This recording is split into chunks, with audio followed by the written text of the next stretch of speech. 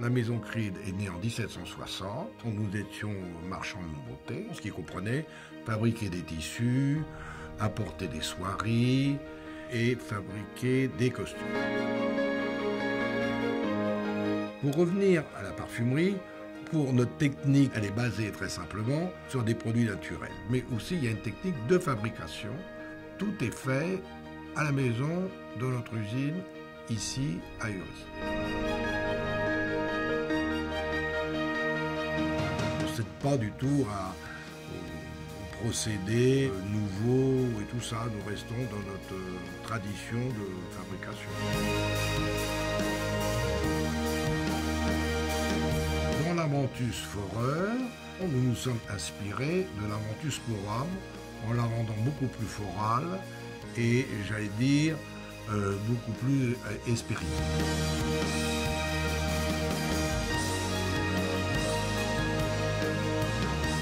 Ça nous a demandé à peu près 3 ans de travail dessus. Et effectivement, 3 ans avec toute mon équipe, déjà pour choisir toutes les essences de différents pays qui rentrent dedans. Ça a été un gros travail et puis j'espère que ça sera un gros succès aussi.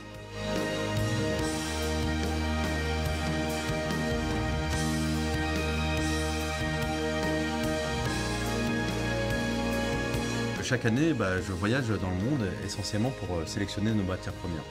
Nous avons beaucoup de sous-traitants qui apprécient de travailler avec la maison Creed parce qu'ils voient que les matières premières, on les sublime.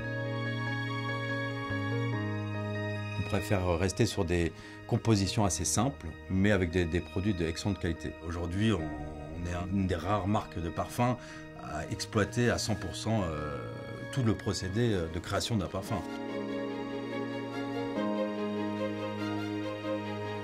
Mon père est assez axé sur les compositions. On appelle ça un master parfumeur. C'est lui qui décide de tout ce qui sera mis sur le marché. Nous continuons aujourd'hui à conserver des techniques d'infusion qu'on faisait il y a plus de 100 ans de cela. Et aujourd'hui, voilà, on a une usine qui est importante et on a beaucoup d'employés qui font eux-mêmes la mise en bouteille à la main. Nous avons préféré favoriser un petit peu l'être humain plutôt que les machines et les robots. Nous avons décidé de rester autonomes. Ça nous permet vraiment d'avoir la maîtrise et de faire à peu près ce qu'on veut. Mais on fait des choses qu'on aime, qui est de garder cette façon de faire aujourd'hui qui ne se retrouve plus et qui prend plus de temps, qui est moins économique. Mais en même temps, ça nous permet de rester libres dans nos créations. Et ça, pour nous, pour mon père, pour moi, et je pense que pour nos ancêtres, ça n'avait pas de prix. La dernière nouveauté est Amanthus Forer. Le produit a mis 3 ans à mûrir.